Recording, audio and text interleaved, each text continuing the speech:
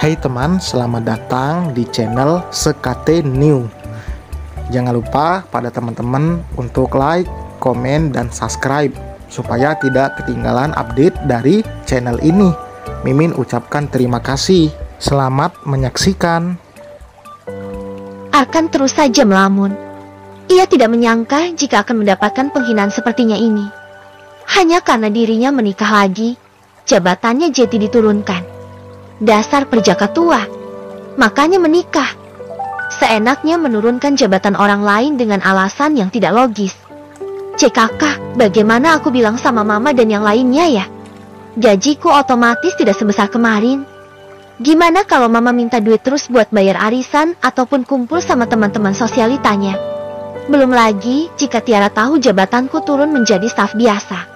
Gengsi sekali jika dia tahu hal ini karena otomatis jabatan serta gajinya pasti lebih besar Tiara daripada aku. Aduh, kenapa sih masalah terus saja datang bertubi-tubi? Padahal aku rajin ibadah dan bersedekah.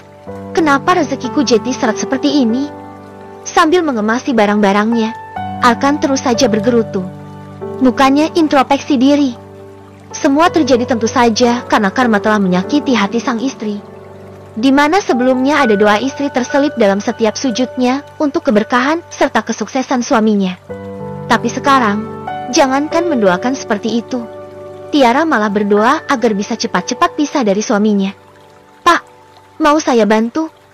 tanya Seina ketika ia melihat mantan CEO itu berkemas untuk pindah ke ruang staf biasa.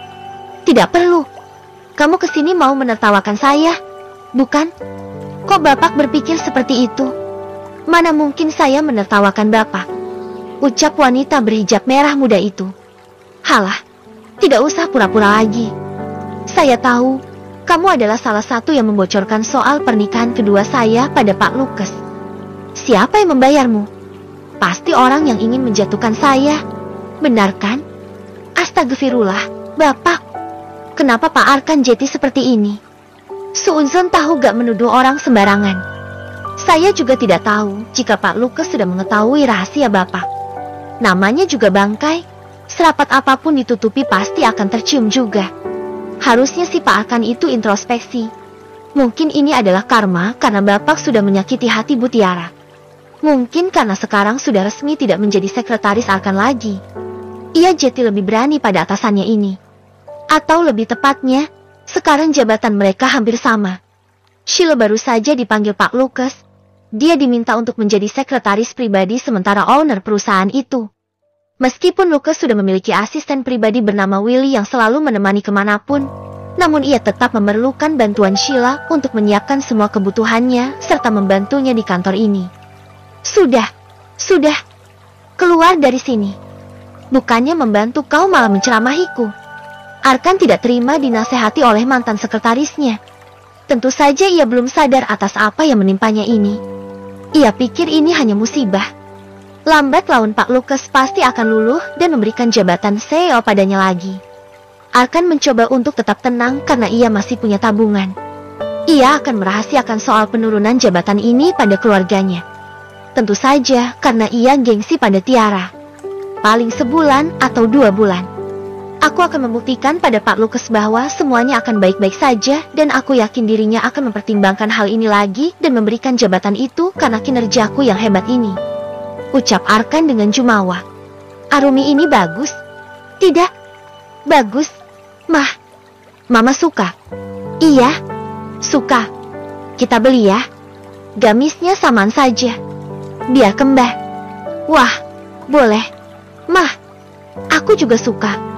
Dua wanita berhijab syari itu nampak begitu akrab.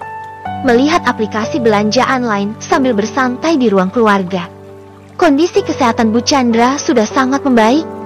Begitupun dengan Arumi.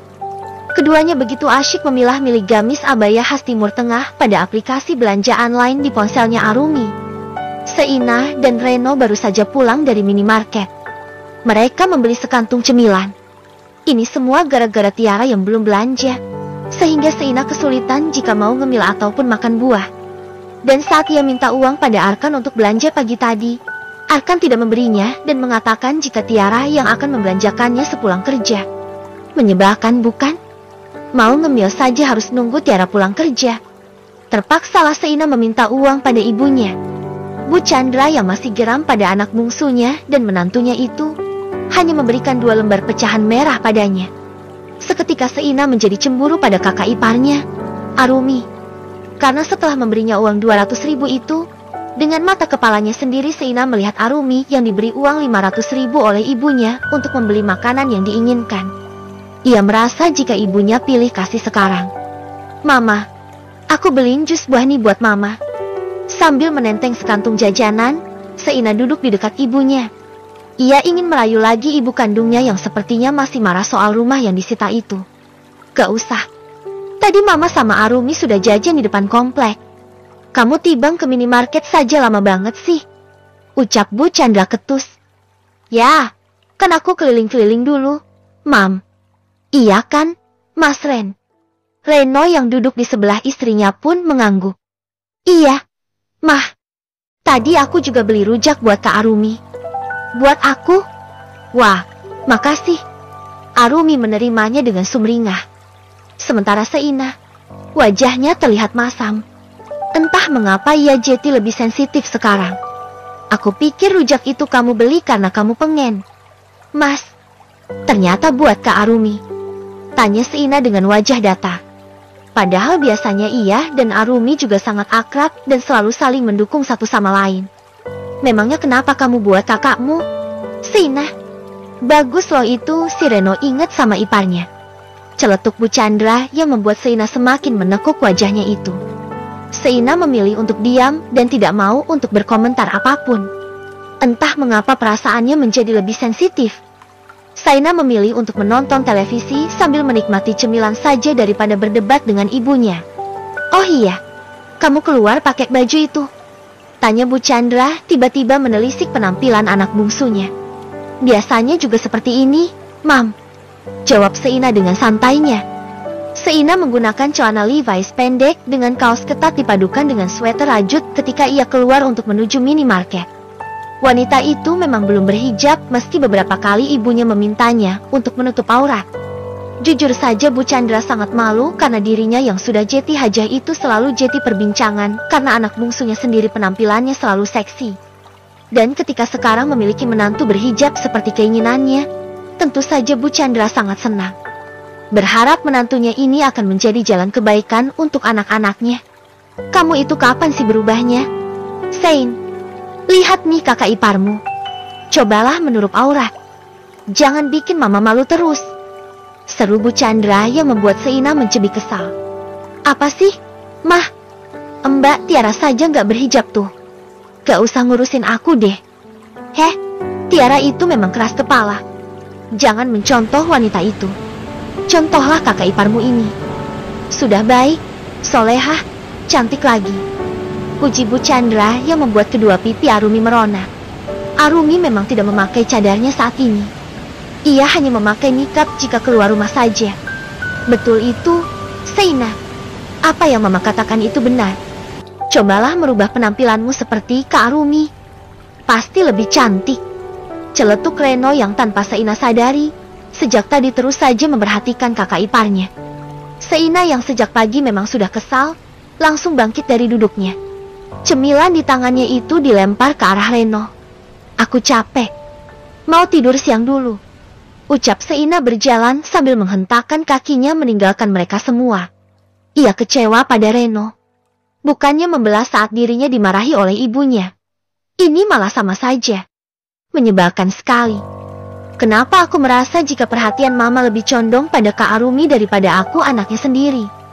Apa karena hijabnya? Seina menenggelamkan wajahnya di bantal. Melampiaskan kekesalannya dengan berteriak di dalam kamarnya.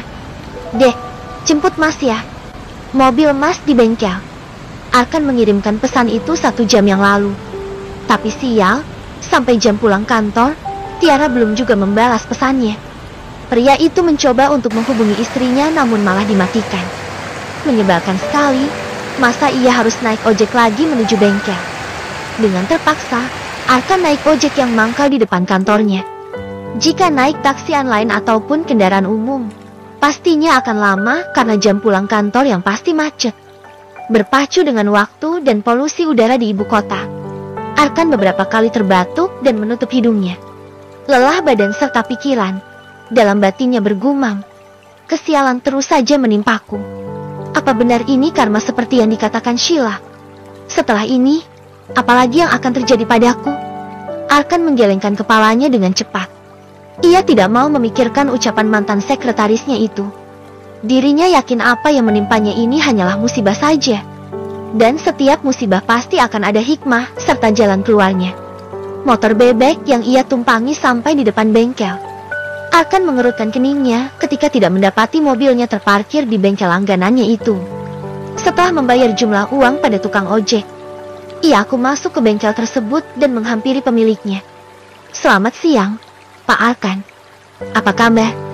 Seorang pria bermata sipit menghampiri Arkan lalu menjabat tangannya. "Baik, Pak David." "Oh iya, apa mobil saya sudah selesai diperbaiki?" tanya Arkan yang penasaran karena tidak melihat mobilnya di bengkel tersebut. "Mobil? Mobil yang mana, Pak? Memangnya Pak Arkan membawa mobilnya kemari?" tanya pria bernama David itu dengan dahi berkerut. "Iya, Pak David. Mobil saya pagi tadi mogok dan dibawa sama si Jarwo kemari.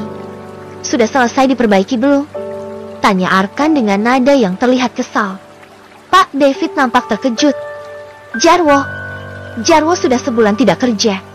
Saya sudah memecatnya," ucap pemilik bengkel itu yang membuat Arkan terhenyak. "Apa? Bersambung?"